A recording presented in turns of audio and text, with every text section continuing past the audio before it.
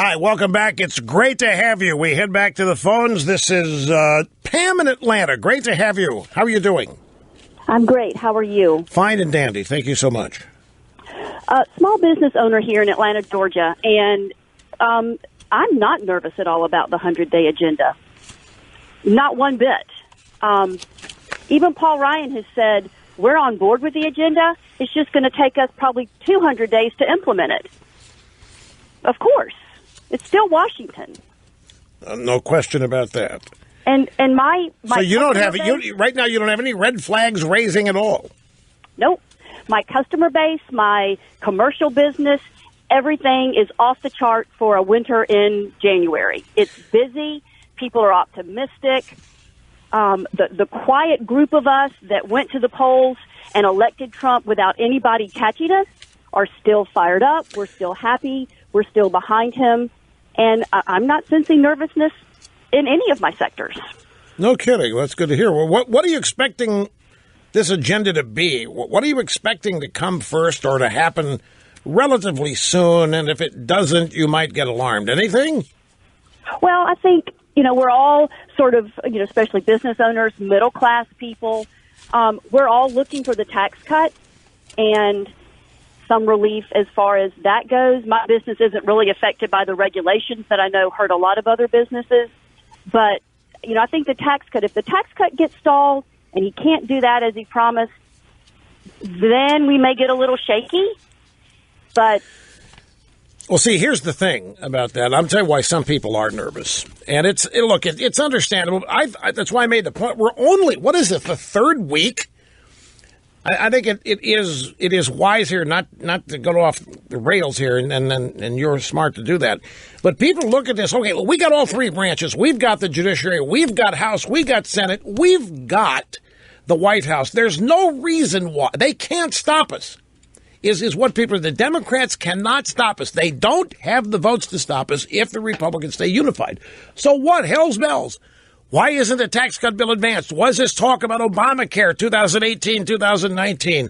It went to replace repeal and replace repair. Then, well, I don't know. Hang on just a second here, Pam. And we are back to wrap it up here with Pam in Atlanta. I didn't want the abrupt end of the segment to sound rude to you or anybody else. I wanted to be able to thank you for calling. I just run a couple things by you. By the way, I'm happy to hear you say that you nor any of your fellow Trump supporters are getting nervous yet. But the media is trying. I want to just share you two headlines. Voters await economic revival in a part of pro-Trump America. This story out of Wisconsin. Blue state failed for Hillary. AP trying to say that Trump voters in Wisconsin already starting to get nervous. Their economic circumstances aren't better yet. This is the 17th day of the Trump administration. Right. The next headline, this one's more problematic. You may have even seen some of this on the news. This is a story from thehill.com. Republican lawmakers face rising anger at town halls. Have you seen any of the videotape of these? I have not, but it's vicious. These leftists. We don't watch the news. We don't watch the national news for that information anymore. If I watch the news, it's my local stuff to catch. Who's being a hoodlum where. I want the weather. And I want you want the local blood and guts. You want to see who's been robbed, who was in a car crash, exactly that stuff. Nobody trusts the national news anymore. I mean, it's just it doesn't even seem relevant to us. Right on. I'm so happy to hear you say this.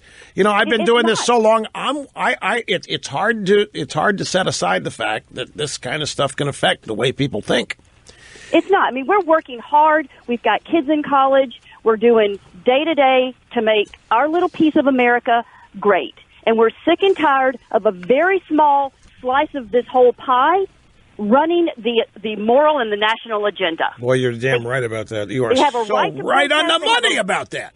They have a right to carry a sign. They have a right to assemble wherever the hell they want and say what they want. But they're just a small percentage of the slice of this pie, and the media is choosing to give them the glory.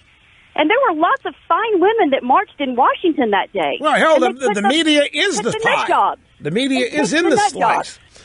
Well, I'm so happy to hear you say this. I really am. But here's my concern. I'm going to go ahead and tell you my concern. Okay, let's make up Republican member of Congress Freddie Slobodnik. And Freddie is euphoric. He's just been elected to Congress on a Trump wave. And he's gone to Washington. He's gotten sworn in. He's got his committee assignments. He's ready to go. And he heads back home for his first town hall meeting with the people that elected him. And what does he find? A bunch of angry, militant, enraged, on the verge of insane people who show up at his first town hall meeting and start throwing spitballs and other things at him and accusing him of all kinds of traitorous behavior. And they try to make it look to Mr. Slobodnik like they are the people that voted for him, but they already feel betrayed. They're already angry. They can't believe that he hasn't stood up to President Trump yet. And the objective is to scare our little imaginary congressman here, Congressman Freddie Slobodnik, into losing his resolve. And the reason this worries me is because it's worked. Time and time and time again. And I've seen some of the video of this. You're not watching out there, Pam, but I have seen some of the video. And you know what this is? It's almost a redo of the Tea Party town halls that took place in 2010 with incumbent members of Congress. And they were livid. These are people who've never been in politics before. They had never joined a protest march. They'd never done anything. They were not being told to show up by a singular leader. They were just fed up. They were fed up with Obamacare. They were fed up with all the spending, fed up with the stimulus, fed up with the national debt, fed up with it looked like there wasn't going to be a future for their kids and grandkids. And they showed up at their Republican town halls and demanded that these people stop it, that they do what they could to stop it. And that's when they were told, well, we can't do anything with the numbers we have. We need the House. So these voters gave the House. Then we heard, well, that's not enough. We need the Senate. Gave them the Senate. Then they said, well, you know, we really can't overcome Obama. He's still in the White House. We need the White House. We gave them the White House, but they're not happy with who's in it. That's the rub for me. So it is, the left has now seen what happened to those Tea Parties town halls, and now they're co-opting the strategy and are showing up at Republican town halls as leftist opposition, and they're trying to intimidate, and they're trying to bully, and they're trying to frighten. And Tom McClintock, who is a solid conservative, you never have to worry about him wavering, had to leave his own town hall with police protection in California because of this. These are dangerous. These people are bordering on committing personal violence.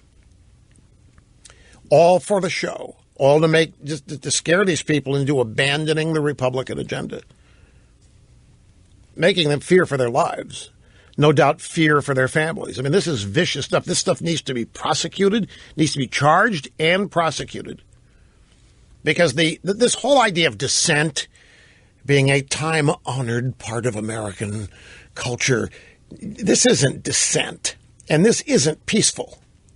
And they don't have the right to destroy property. They don't have the right to threaten and to intimidate.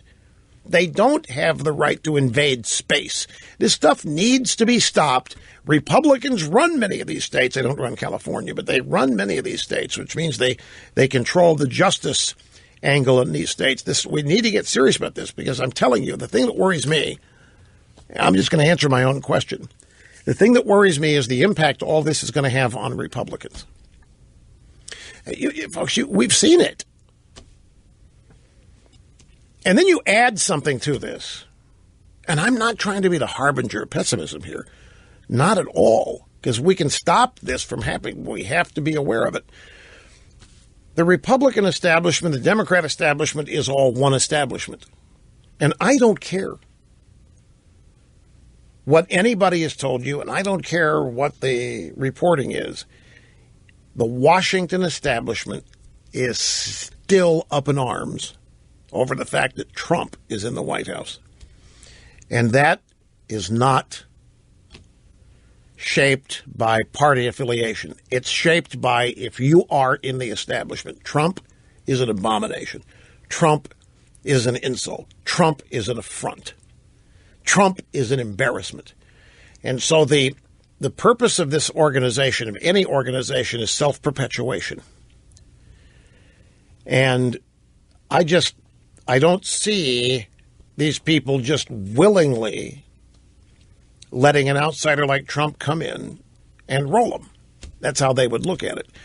This is why, Pam, it really is important for every one of you people that voted for Trump to hang in with it, because you are the only support base he has. Whenever somebody polls you on presidential approval, you tell them you approve. That number's got to stay positive. That's it. That's, presidents' poll numbers are things that politicians pay attention to. That's why I think speed, just ramshackle, just do what I thought was going to happen. I thought a pace was going to be established that the establishment, Washington, Republican, Democrat, media, independent, wouldn't be able to keep up with. Would not know what hit them. And they're trying to slow it down and do things the way they've always done it, the way we've always done it. So we will see. But this Republican lawmakers face rising anger at town halls. This is so obvious, just the headline and the first couple paragraphs of the story. So obvious, the intent of this story. I can't tell you how heartwarming it is to hear that you are not watching, reading, or listening to any of this. I think that's fabulous.